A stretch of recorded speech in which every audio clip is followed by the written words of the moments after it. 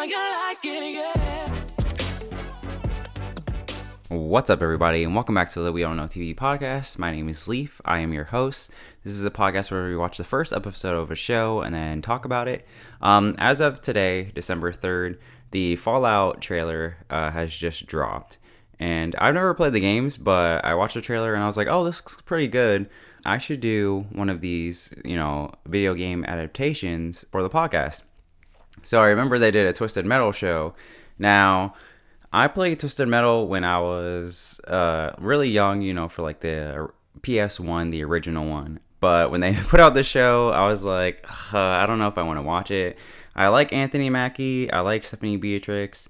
But I remember they put out like a little clip of it, and it didn't hit for me. And then also Will Arnett is the voice of Sweet Tooth. And I don't know what it is, but I think it's his voice. But I've just never vibed with Will Arnett. I'm sorry, Will.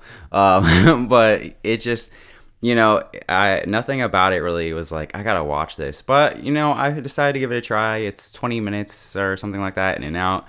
So I watched the first episode, and we're going to talk about it. The premise for it on IMDb says, follows a motor-mouthed outsider offered a chance at a better life, but only if he can successfully deliver a mysterious package across a post-apocalyptic wasteland. That's pretty accurate. I'd like that one. So if it's your first time here, I go through the plot beat by beat. That way, even if you haven't watched the episode, you don't have to worry about it. You can just come along for the ride.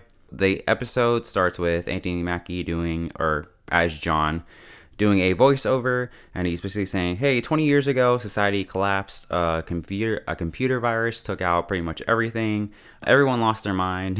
We are thrown into the humor off the bat. He makes a joke about, like, because people didn't have access to porn, people start going crazy. And right in the beginning, I was like, I don't know. Like, that porn joke didn't land for me. And I was like, okay, if the first joke off the bat isn't working, I'm a little worried. But essentially, what happened was, people held up in major cities. They put up walls against the cities, left everyone outside of it, mainly like the criminals and all the crazies that are out there. Pretty much you're either inside or you're outside. There's only a couple of people that travel in between these cities to deliver packages. So it opens up with a car chase. And right off the bat, John is super chill about people shooting at his car, and he's just like driving casually through them all. He starts playing Rock Superstar by Cypress Hill, and it immediately took me back to those early PlayStation 1 days, especially because Rock Superstar was on some video game that I played. I couldn't find it when I did a quick search, but like it immediately, I was like, oh, I remember this, like sitting down, playing this, playing whatever game it was and hearing this song.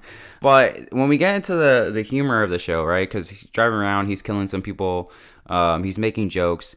John's kind of crazy, but I think that's why some of his humor works, because he's like clearly been out in this apocalypse and he's like a little bit out of his mind, but then he'll make another joke and it doesn't work. Literally, this whole episode is 50-50 with the humor for me, where it would be like, he makes a joke, it sucks. The next one, kind of funny. And then it just goes back like that, back and forth. For example, there's the part where he like parks real quick. He's like, oh, I still gotta kill like Gary and Larry, pointing at like the other cars that are coming at him. Didn't think it was funny, but he like drifts around a kiosk and he's like, oh, what, there's a Foot Locker in here? And it was a dumb joke, but I was like, okay, that was a little funny, you know what I mean? So stuff like that, where it's like not funny, not funny, back to back the whole time. He drives away, he steals one shoe, and I was like, bro, you don't get the matching pair. But I mean, in an apocalypse, I'm sure you're not worried about like finding two pairs of shoes. But I was just thinking about like, what if it's not even your size? Anyways, so John ends up killing everyone. He drives away. This is where we get a little montage or we're about to get into a montage, but we see him drive to another walled city. This one is called Three Rivers. It turns out that what he is called is a milkman. He has a little Got Milk sticker. You would only know that if you're like younger and you've seen those commercials of like Got Milk. This is how people know that they're legit, or he's legit in driving between the cities and delivering stuff. Turns out he has to go to New San Francisco for his next package. While he's there, he's like fucking around with the new guy. He's like making jokes. The new guy's getting all upset, and he's like, "Yo, chill out, dude. I'm just messing with you." It turns out that the package that these people got was 2 bags of dog food, and they're like, "We're eating tonight, boys." And it's one of those things of like, it's funny, but also kind of sad because when you live in regular society, there's so many things you take for granted. So when you're seeing any version of a post-apocalyptic society where it's like, oh yeah, dog food, like we can actually eat tonight, that's crazy. But this is where we get into the montage of he goes to the next place. There's 2 people with regular dogs and a guy who's dressed up as a dog, and John delivers the package and he gets a windshield wiper and he's like over the moon about it. He's like, yo, finally. He's driving. Some guy tries to hop on his car and steal it. This is where we get the dumb joke about the windshield wiper. But then the little gun comes up and shoots the dude who's on top of the car in the nuts. And that was funny. So again, that's what I mean is like, it would be like, ugh. And they'd be like, oh, that's a little funny. 2 people try to break into John's car where he's going to pee. One turns out to be Quiet and her brother, but we haven't fully met them yet. John scares them away. And he, goes about his business. Then we see him on the beach. He has a burnt picture of a family photo, but he's the only one actually in the photo. He sees a family of seals. He's getting all like, sad and nostalgic of like, oh man, clearly implying that he wants some sort of family. He sees a baby seal. He makes a little face and then he eats it. Poor baby. You couldn't even kill the adults. You had to get the baby. John's going to his, the next area. This is where we see, I guess technically a homeless encampment where there are a bunch of people posted outside of the wall of New SF, and there are a bunch of soldiers with guns. He's been there before. They give him a gun as a prize. He's about to go to, I think he says, oh, I'm going to go to San Diego. And then they're like, wait, hold up. We actually want you to come inside. And John's like, what? Because I guess milkmen just go back and back to like the front door, but they never actually go inside. Like if you're an inside person, you stay inside. If you're an outside person, you're outside. So he's like shocked and like actually a little scared, which I thought was interesting because I was like, oh, okay. I thought he was going inside, even if it's just like the front area. But I guess no, they literally just go from gate to gate. He goes inside, they open the door, and this is where you see all the soldiers like press up against all the homeless people like, yo, don't try nothing. Like, oh, like we want you outside. It's a little too on the nose for real society, but let's not get into that. This is where we get the really bad parallel parking joke that went on for too long, and I was like, this sucks and I don't like it. John gets out the car and the lady that's there is like, yo, you gotta strip down. And then they're up high and they're like spraying him with this like green goo, and someone comes over and puts perfume on his butt. And I was like, okay, that's weird. But again, kind of funny. So like I said, bad joke immediately followed by a good joke. This is where John meets Raven, and she is in charge. She's like, listen, every other milkman that we've had is gone. Like they've come to us like maybe twice, and then we assume that they're dead. You're the only one that's come like a dozen a time. So clearly you're good at your job, and we need you to do a special job for us. You can't look at the package, but we need you to take the package to New Chicago. And that's where John's like, oh, fuck that. I ain't going to no New Chicago. Apparently New Chicago is just like a no-no. And Raven's like, listen, I'll grant you a wish. Like, what is anything you want? And he's like, listen, I want a new shirt. I want unlimited gas. I want 2-ply toilet paper. And she's like, I can do even better than that. And he's like, 3-ply toilet paper? She's like, she makes a face like, no, think bigger, you idiot. This is where she takes him out into the city, and it looks, resembles more of, what society used to be or what we know society now. And she's like, listen, if you get this job done, I'll make you a citizen. And then this is where we cut. We are in Nevada, and Quiet and her brother are being chased by what looks like cops. Like one dude's in a cop car, and then you have a bunch of guys on motorcycles. And, they're taking out some of the cops, but in the end, their car gets flipped. The cop is like, we got her, boys. So it's like, oh, does he know who she is? Like, is he purposely like following her? But we don't get the answer to that because we cut back John is in Raven's apartment. He's looking around. Everything's amazing. He's like, this is awesome. But he's like, it's a little too good to be true. And he starts seeing footsteps, and he's like, oh, okay, well, this is clearly an ambush. And I was like, oh, okay, I wonder if it actually is. But I like that he immediately wasn't like docile, that he was like still on edge a little bit. He grabs a vase, and then this is where Raven's husband comes down with her kid. He gets to meet the both of them, and she's like, John's gonna stay for dinner. So they're having dinner, and everything's amazing, of course. John seeing them sing to the baby, and the husband's like, oh yeah, let me go get the dessert, we got Jello. And John's like, Jello. And then the guy's like, what the fuck, because he thought he was just saying hello in like a weird way. They have dinner, that's done. John's leaving. She's like, listen, you have exactly 10 days from right now to get the package and come back. If you're late by even a second, like, deal's off. And he's like, all right, cool, I got it. And this is where we go back to that dumb parallel parking joke. And then he leaves. And this is where it turns out that it was all charade. Raven's like, get this fucking baby away from me. Give it back to whoever's parent it is. I don't care. And get this man away from me, indicating that he wasn't her husband at all. And this is where we hop back to, or actually before we hop back, I figured everything wasn't all, hunky-dory, but I was waiting for what the twist was. So having her be like, no, this is all charade, it makes me wonder, like, what made her think that she had to put on the charade in order for John to come along, rather than just being like, hey, we'll make you a citizen? Because that seemed like enough to get him on board, but the whole extra pageantry of it all was kind of like, but why did you feel like you had to do that? Do you know that John's looking for a family, or is that just something that everyone's looking for and you're just using that to your advantage? Or did you just do this? Like, well, what was the reason? But we cut back to quiet. The cop comes over, and he's like, he starts telling them a story of basically like, hey, there was this one guy a long time ago in Manhattan who was like, the only way to deal with crime is to treat every crime as the same. So that's how that guy cracked down on crime, essentially insinuating that that's how he's gonna crack down on crime. So any crime, even the smallest one, you get the full extent of the law.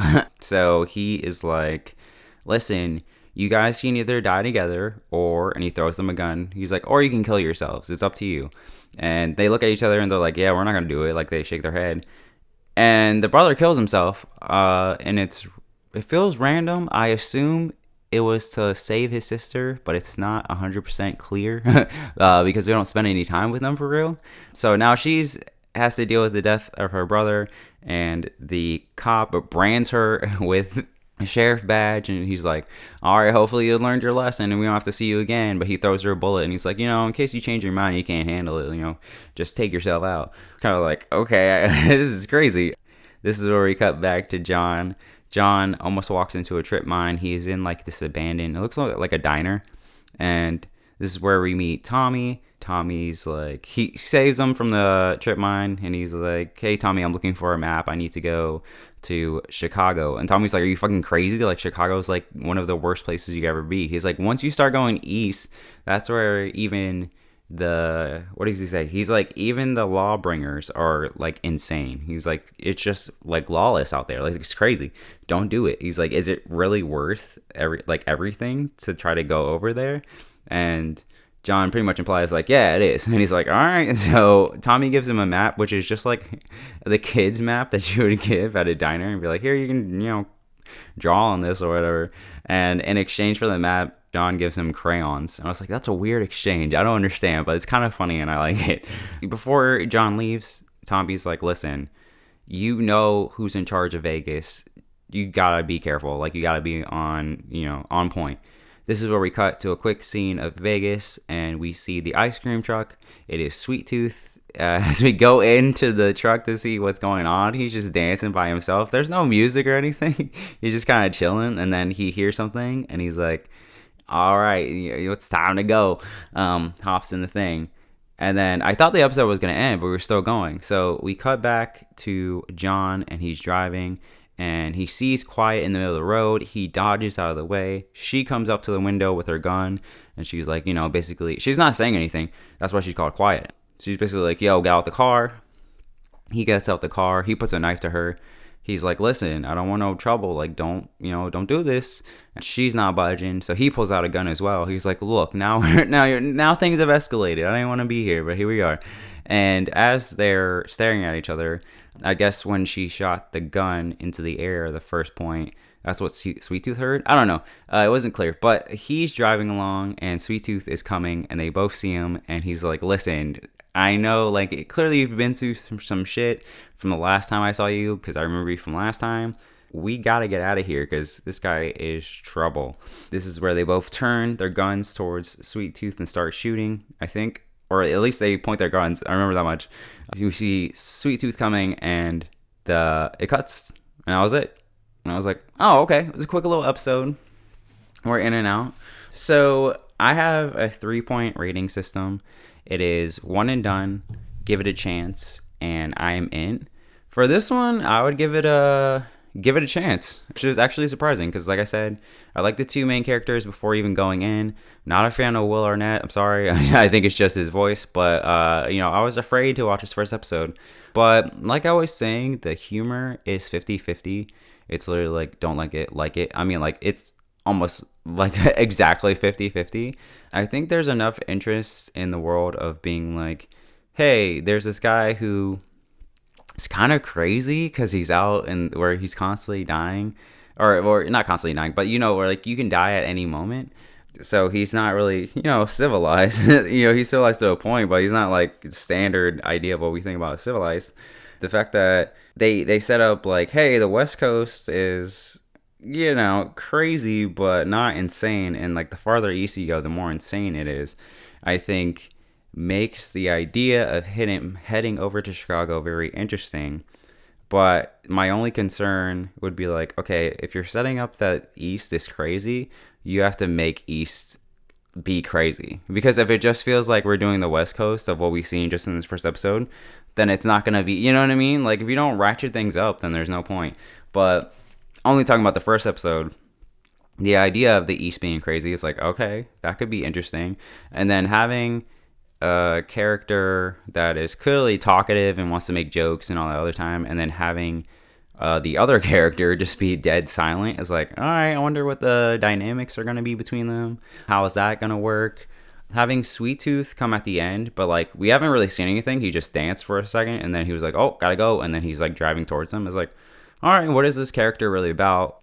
How crazy is he? If he's, you know what I'm saying? If it only gets worse from here, like, how crazy is he? And then Sweet Tooth is the mascot, I guess, or the figurehead of Twisted Metal. Like when you think about the games, you think about his ice cream truck. So it's like, well, how much is he in the show? What's going on? And then having Raven be this leader who is putting on a show. There's enough mystery in the first episode that I'm like, all right, I could watch episode 2. Will I? Probably not. But I could see myself watching another episode and just seeing like what's up. So yeah, it kind of surprised me. But in the end, yeah, I'm gonna give it a chance on the old rating scale. That is where I'm gonna leave this episode. I will see you guys next week on Tuesday for sure, no matter what. The next episode will be on Monarch, the Legacy of Monsters. If you don't know what that is, it is basically the Godzilla show that's on Apple TV. So yeah, that will be dropping Tuesday for sure. And yeah, if you want to follow me, you can follow me on X or Twitter at Little Leafers. But other than that, that's all I got for you guys. All right, thank you for your time. Peace.